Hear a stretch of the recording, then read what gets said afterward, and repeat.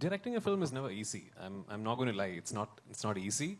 It's a lot of work. It's a lot of decision making. It's constant, thought process on putting together a giant film, especially when you're doing something like this. But when we got together and decided that we are going to follow the huge success of Lucifer with a second part to what has always been conceived as a trilogy by Mr. Murali Gopi, the writer sitting here, I knew deep down that for the second part of the franchise, the ideation and the conception that I had in mind is going to be extremely challenging to pull off as just a Malayalam film. Because the scale at which we have attempted this and the canvas against which the story needs to be told is really the deep end of the waters for our industry. We have not tried to do something like this before. So there is nothing for us to fall back on. Very much like Sazai Kalapani, like Sir did so many years ago. We really didn't have a precedent to look upon and learn what could go wrong or what is the right way to do it. We didn't know. I remember 2022, I think, I flew to Sir's office in Dubai, and that's where I gave him my first narration of this film, of Empuraan. And 50% of my heart was telling me, he's going to listen to the narration. My producer, Mr. Anthony Perimbaru, is also there. And they're going to very politely tell me, listen, fantastic, great to be dreaming like this, but you'll have to let go of this one because it's not going to be possible. But as soon as I finished the narration, he told me, we are doing this, now let's go for dinner. So that confidence is what really spurred me on. And then I remember all through the dinner, it was me reminding him, but you realize, right? I mean, this is like, so I kept telling him, but you realize this, I need to travel to 6 countries. I said, yeah. And this is like this, yeah. And we have the sequence where there's, the helicopter, that. And I said, yeah. So the confidence that himself and Mr. Anthony Perimbaur gave me is the reason why we are all sitting here today. Secondly, with people like Mr. Gokulam Gopalan backing us, thankfully Malayalam cinema is today at a place where we can think of big budgets and big canvases because people like him who are truly passionate about cinema, right from, I don't know if you know of a film called Prithviraj with the great Mammootty sir leading it. Mr. Gopalan used to think of films like that back then, which was again unheard of in Malayalam in terms of its budget, its scale. But he used to do it because he believed in it with conviction and he truly loved cinema as an art form and a medium. So budgets are now maybe accessible for us with people like him backing projects like these. Where we used to fail, I believe, as an industry is in setting up a structure where we can then bring our cinema to people across the country and across the world. Malayalam always has had an illustrious heritage of making fantastic cinema, but I think we were lacking, and I've said this to my friends in the Mumbai media before, where we were lacking is our ability to properly go through an exhibition network and bring it to theaters across the country and across the world, which has been evolving at a frenetic pace, thankfully, recently, which is where people like my dear friend, Mr. Anil Tadhani, comes into the equation, because he has one of the strongest distribution networks in the country, and thanks, Anil, again, for that one midnight phone call from me, and just saying, yeah, okay, Prithvi. And, I promise that Malayalam cinema will now continuously be bugging you. But it's really kind of him to show the kind of faith that he has in this film and in me. And, it means a lot to us that when we make a film with such aspirations from one part of the country, and we dream of being able to take it to every corner of the country and the world, that distributors like himself, like companies with such heritage like AA Films, then put their conviction on us and throw their weight behind us and tell us, now let's go all out. That's what really matters. That's been the change, actually. That's where we have really sort of started flourishing as an industry. So there is Anil for North, there's very dear friends of mine, Hombale for Karnataka, and Gopalan sir is distributing it himself in Tamil Nadu.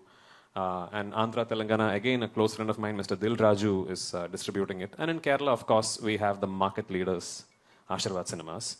And across the world, from the UAE GCC to North America to Europe to Asia Pacific, we have managed to tie up with absolutely top-rated, top-of-the-line leading distributors to bring this film to theaters across the world. So I really hope that this becomes a very accessible piece of cinema for everyone around the world. And if that is indeed the case, and if this will then go on to hopefully do well and set a benchmark, this could be the beginning of a lot of things for Malayalam cinema, which in turn would mean a lot of things for our overall aspiration of eventually amalgamating into this giant Indian film industry. So let's hope you're on the right direction. That's beautiful, but what you see as a vision and how you've actually taken it every step at a time beautifully. After GOAT, it must have been a challenge because physically you were actually nurturing an injury and you had the physicality of your own involvement in this one. How did you toy it all? And I believe the love of fans is what has helped you through. So, yeah, I mean, just before beginning to shoot this film, I was wrapping up another film as an actor. And I got seriously injured while shooting an action sequence. And I had to go through a really complicated knee surgery. And anyone who's done a complex ACL, meniscus, PCL surgery will know that the rehabilitation recovery process is quite complex and it's very challenging on your mind. Especially for someone like me who's very physically active and out there and very busy, it's very challenging.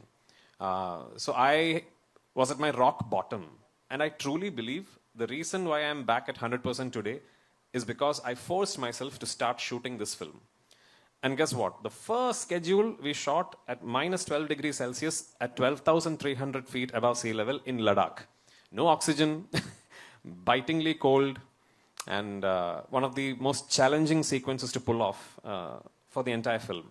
But I think what happened was when I started shooting the film and I got involved with it, it really sort of pulled me through and it kept me motivated and it kept me wanting to go back to set, and I was really thrilled about what was happening in front of me on the monitor. So I think I should really thank Mohanlal sir, my producers, and the fact that this film happened at that particular time, because it really helped with my rehabilitation, I think. It was like my personal doctor. Yeah. It was the boost that you needed to feel like the magic of being behind the camera to direct, sir. Yes. Tell me honestly, do you still feel like the fanboy, directing him, being an absolute legend of an actor yourself, just to see that magic unfold in front of the camera when you're seeing him there? I can promise you, there really isn't a Malayali who's not a Mohanlal or a Mammootty fan. Yeah, I mean, there really isn't.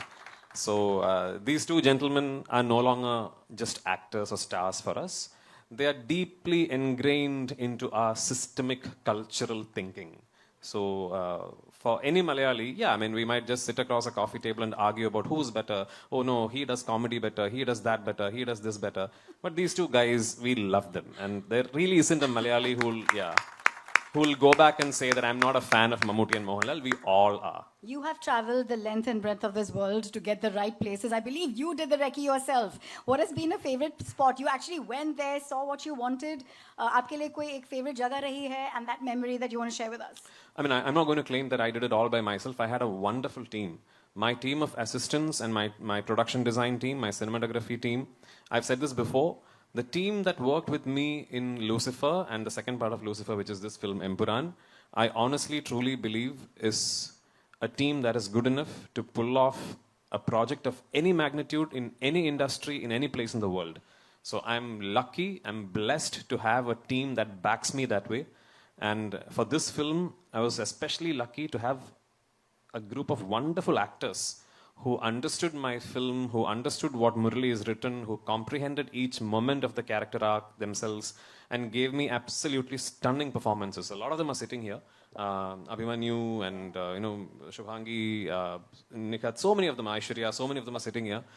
Behzad, all these guys, I don't know how, I'm assuming these guys are familiar to you because they're all from the Hindi film industry.